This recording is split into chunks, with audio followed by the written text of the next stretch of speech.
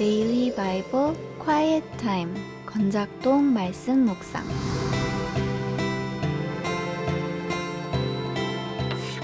역대하 26장 1절에서 23절.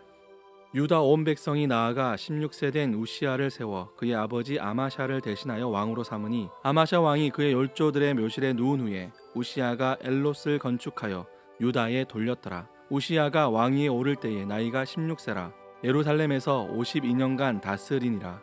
그의 어머니 이름은 여골리아요 예루살렘 사람이더라. 우시야가 그의 아버지 아마샤의 모든 행위대로 여호와 보시기에 정직하게 행하며 하나님의 묵시를 밝히 하는 스가랴가 사는 날에 하나님을 찾았고 그가 여호와를 찾을 동안에는 하나님이 형통하게 하셨더라. 우시야가 나가서 블레셋 사람들과 싸우고 가드 성벽과 야분의 성벽과 아스돗 성벽을 헐고 아스돗 땅과 블레셋 사람들 가운데에 성읍들을 건축하매 하나님이 그를 도우사 블레셋 사람들과 구르바엘에 거주하는 아라비아 사람들과 마온 사람들을 치게 하신지라. 암몬 사람들이 우시야에게 조공을 바치매 우시야가 매우 강성하여 이름이 애굽 변방까지 퍼졌더라. 우시야가 예루살렘에서 성 모퉁이 문과 골짜기 문과 성구비에 망대를 세워 견고하게 하고 또 광야에 망대를 세우고 물 웅덩이를 많이 파고 고온과 평지에 가축을 많이 길렀으며 또 여러 산과 좋은 밭에 농부와 포도원을 다스리는 자들을 두었으니 농사를 좋아함이었더라. 우시야에게 또 싸우는 군사가 있으니 서기관 여이엘과 병영장 마아세야가 직접 조사한 수요대로 왕의 지휘관 하나냐의 휘하에 속하여 떼를 지어 나가서 싸우는 자라.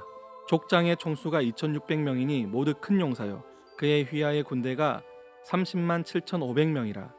건장하고 싸움에 능하여 왕을 도와 적을 치는 자이며 우시야가 그의 온 군대를 위하여 방패와 창과 투구와 갑옷과 활과 물맷돌을 준비하고 또 예루살렘에서 재주 있는 사람들에게 무기를 고안하게 하여 망대와 성곽 위에 두어 화살과 큰 돌을 쏘고 던지게 하였으니 그의 이름이 멀리 퍼짐은 기이한 도우심을 얻어 강성하여짐이었더라. 그가 강성하여짐에 그의 마음이 교만하여 악을 행하여 그의 하나님 여호와께 범죄하되 곧 여호와의 성전에 들어가서 향단에 분향하려 한지라. 제사장 아사랴가 여호와의 용맹한 제사장 80명을 데리고 그의 뒤를 따라 들어가서 우시야 왕 곁에 서서 그에게 이르되 우시야여 여호와께 분향하는 일은 왕이 할 바가 아니요 오직 분향하기 위하여 구별함을 받은 아론의 자손 제사장들이 할 바니 성소에서 나가소서. 왕이 범죄하였으니 하나님 여호와에게서 영광을 얻지 못하리이다. 우시야가 손으로 향로를 잡고 분향하려 하다가 할을 내니 그가 제사장에게 할을 낼 때에 여호와의 전한 향단 곁 제사장들 앞에서 그의 이마에 나병이 생긴지라. 대제사장과 아사랴와 모든 제사장이 왕의 이마에 나병이 생겼음을 보고 성전에서 급히 쫓아내고 여호와께서 치심으로 왕도 속히 나가니라.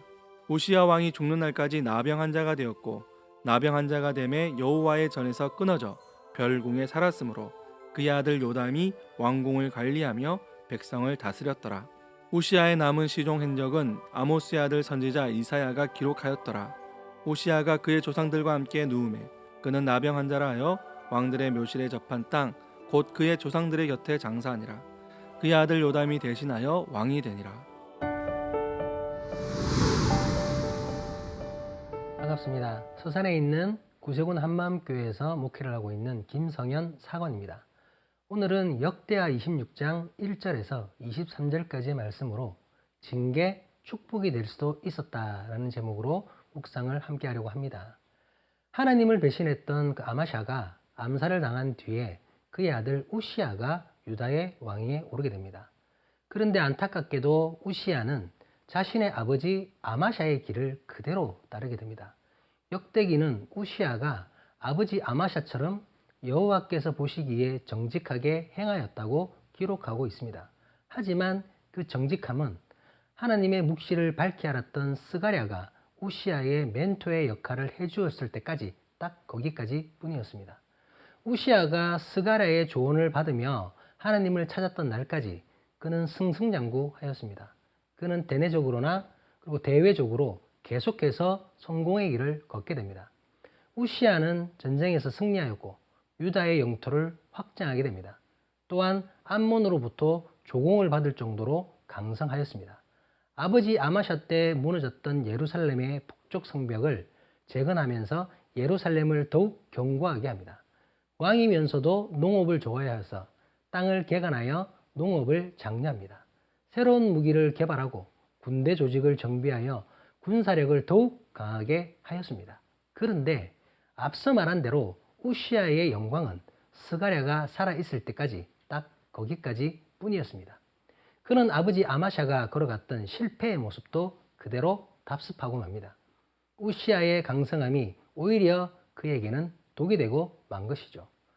계속되는 성공으로 우시아는 교만해졌고 그 교만은 우시아가 해서는 안 되는 일을 하게 만들었습니다. 아론의 자손인 제사장에게만 허락된 율, 즉 성소에서 분향하는 일을 자기가 하려 했던 것입니다. 그런데 이때 제사장 아샤야가 왕의 행동을 제지합니다.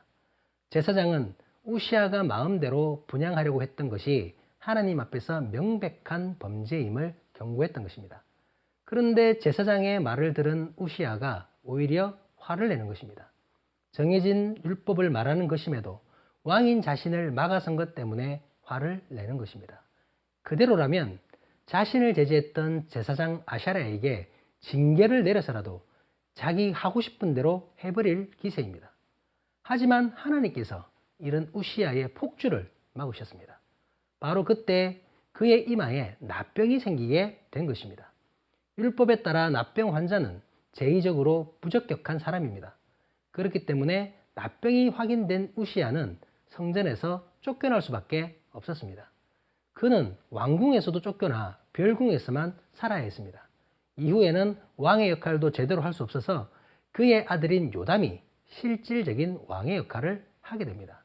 우시아는 죽는 날까지 납병 환자로 살았고 납병 환자라는 이유 때문에 죽어서도 왕들의 묘시에 장사되지 못하는 그 근처에 장사되고 맙니다. 우시아는 자신의 아버지 아마샤와 너무나도 비슷한 삶을 살았습니다. 그런데 우시아에게는 아마샤와는 다른 부분이 있었습니다. 아마샤는 부하들의 배신으로 죽임을 맞이했지만 우시아는 죽기 이전에 납병에 먼저 걸렸던 것입니다. 납병은 번제한 우시아에게 하나님께서 내리신 징계가 분명합니다. 그런데 납병에 걸린 우시아가 하나님의 징계를 어떻게 받아들이냐에 따라 그 징계는 우시아에게 축복이 될 수도 있었습니다. 만약 우시아가 납병으로 인해 자신의 교만함과 잘못을 철저하게 깨닫고 다시 겸손하게 엎드려 하나님을 찾았다면 어떻게 되었을까요? 예단할 수는 없지만 적어도 평생을 납병으로 쫓겨나 살다가 왕들의 묘실에도 들어가지 못하는 쓸쓸한 죽음을 맞이하지는 않았을 것입니다. 아니, 그렇지 않더라도 하나님께 용서받음으로 그의 마지막은 평안함으로 끝났을 것입니다. 축복으로 교만해져서 그 축복이 저주가 되었던 것처럼 저주로 인해 하나님 앞에 겸손해진다면 그 저주가 축복이 될 수 있음을 확신합니다. 결국 최종적인 축복과 저주는 과정에서 드러나는 눈에 보이는 현상이 아닌 것입니다. 그 현상에 반응하는 나의 마지막 모습이 축복과 저주를 결정하는 것이라고 믿고 있습니다. 오늘 말씀이 이 묵상에 참여하고 있는 모든 분들에게 깊은 깨달음을 줄 수 있기를 주님의 이름으로 기도합니다. 눈에 보이는 현상에 일희일비하지 않고 그것을 통해 나에게 주시는 하나님의 뜻을 찾아 끝까지 주님 앞에서 겸손할 수 있는 우리이길 주님의 이름으로 기도합니다. 그것으로 주님의 모든 응답이 우리에게는 축복이 될 수 있기를 주님의 이름으로 간절히 간구합니다. 고맙습니다.